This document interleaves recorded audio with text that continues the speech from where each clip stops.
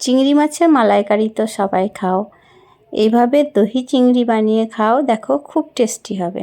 প্রথমে আমি টমেটো, পেঁয়াজ, আদা, রসুন সমস্ত কিছু দিয়ে আগে মশলাটা মিক্সিতে ঘুরিয়ে নিলাম। এখন দেখো চিংড়ি মাছগুলো নুন হলুদ মেখে রেখেছিলাম অনেকক্ষণ। এখন চিংড়ি মাছগুলো ভেজে নিচ্ছি, সুন্দর করে লাল লাল করে ভেজে নেব। দেখো প্রায় ভাজা হয়ে এসছে। আমার মেয়ে এই ভাজা অবস্থাতেই 2-3টে খেয়ে নিল। আমি বললাম খাবার সময় খাবে, বললো না আমি ভাজাই দুটো খাই।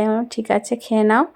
এখন দেখো তেল দিয়ে দিয়েছি, মশলাটাও দিয়ে দিলাম, হলুদ দিয়ে দিলাম, নুন দিয়ে দিলাম, দেখো লঙ্কা গুঁড়ো, ধনে গুঁড়ো, জিরে গুঁড়ো সমস্ত কিছু দিয়ে এখন মশলাটা সুন্দর করে কষিয়ে নেব।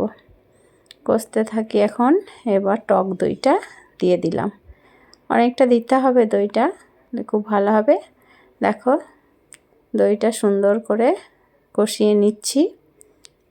সব কিছু মশলা আগে থেকে দিয়ে দিয়েছিলাম, আর এটা আমি বাড়িতে তৈরি করেছি গরম মশলা। আমি বাজারে মশলা দিই না, খেতে ভালো লাগে না, তাই নিজেই তৈরি করি। ওটাও দিয়ে দিলাম। এখন চিংড়ি মাছগুলো দিয়ে দিলাম। এখন সুন্দর করে উল্টে পাল্টে সুন্দর করে কষিয়ে নেব।